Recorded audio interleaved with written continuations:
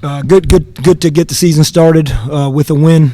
Obviously, anytime you can win a game, and that's a good thing. And like how we played in the first half, like how we jumped out, and for the most part, what we did in that first half, and not nearly as ecstatic about how we maybe stayed consistently inconsistent in the second half to not play our best. But we have a lot of areas we can continue to grow, and that's what you expect this time of year. CJ, what was your first experience like playing Minji's as a home player, and how would you kind of assess it? It was great. I love the energy in there. I was really excited to play against some new guys with my team. We've been playing against each other for a long time, so just seeing the new crowd, seeing the new environment, just it was real good. It was real nice. Enjoy that first half. Mm-hmm. Kind of a show of the potential you guys have. Clicking everything. Yeah. We got a great team. A lot of big athletic guys. Just working on our cohesion, I think so, and not getting bored with the process. Working on good habits. I feel like we kind of slipped away there once we seen that score, and but can't let that happen. That's a good problem to have. I told Coach. CJ, you were very aggressive early, attacking the basket. Is that just kind of this mindset you have coming into just kind of be that player who can attack? Yeah, I think my biggest thing is playing inside out, seeing the ball go in around the basket, and then maybe just going from there. But I had it going around the basket, and I didn't want to shy away from that. So and it was helping the team out, so just kept it going. CJ, can you expand on that point about finally getting to play someone else? Practicing with the same guys every day, finally playing an official game. What's that like coming out? I think it's exciting for everybody. I felt the energy in the locker room. I even felt the energy in practice leading up to that. We had a lot of good practices leading up to it. Everybody was excited. Everybody was stoked out to go play out in front of a new crowd. We got a lot of new guys. So, I felt that energy from the jump. Coach, what did you like in the first half about the way you guys came out in the first 8 12? The defensive pressure, the continuing to execute what we wanted to execute in terms of offensively, how we wanted to play. It's very obvious. You watch, we were trying to get the ball inside early in the game, and the guys did that.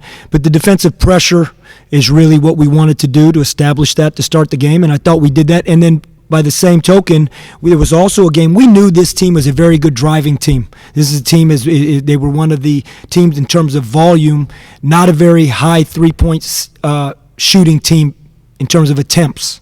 Forget percentages of makes. They made some good shots tonight. So we wanted to protect the paint and pressure at the same time, and that's a heck of a challenge. And I thought the first 12, 13 minutes of the game, we did a really good job of that, not only on-ball pressure, but being in the gaps and protecting the paint and forcing it. And then so what happens as the game goes, it's all of a sudden a 30 or 35-point game, and pressure goes off the opponent. They start putting their head down and going, driving the basketball, and our defense, instead of tightening, got spread out. And it gets spread out, and all of a sudden it's more one-on-one. And that's the challenge, as CJ talked about, trying to get that cohesion to understand you continue to play the game, not to score. And I think at times you did a better job than others tonight. Coach, 13 different players, nobody played above 25 minutes, so obviously a lot of different combinations. How did you like working in some of those scenarios? Well, you go into the game, we have a pretty solid 9 to 10-man rotation. You go into the game. Now, foul trouble, a guy getting banged up here or there like Cam and Jordan did just a little bit, that changes it. The score changes the way things go. So you play the guys we played. A lot of guys get minutes. Combinations are a little bit different. But that's this time of year, that's exactly what's happening around the country. So I feel really excited about that because we believe in every one of these guys 1 through 16. CJ, you and your teammates have been playing together for a while now, but with the first game under your belt, how do you think the communication was out there? It was great. I heard my teammates helping me out, especially against a driving team like that. It's important to be in the gaps. I told the guys just make sure that we say that we're in the gap so that we can feel good pressure in the ball. I think that's where it started for us. And early on, we was really doing that at a high level, and it was allowing the guys on the ball to really pressure the ball. And I think that it was making it harder for the other team to get some buckets because of the person on the ball. So, but yeah, we slipped away from that, and we got it back though. So we'll be all right. What's it been like for guys like you and Jordan working with Cam and RJ coming back? How has that cohesion been between the new guys and the returners? Yeah, it's been good. They're real easy to work with. Everybody got the same goal in mind. And I think that the talks before the games and making sure that we're on the same page is the biggest thing that we got going on right now, and bringing in that energy in practice, bringing the other guys along, the freshmen, making sure nobody falls behind. So we've been doing that at a high level.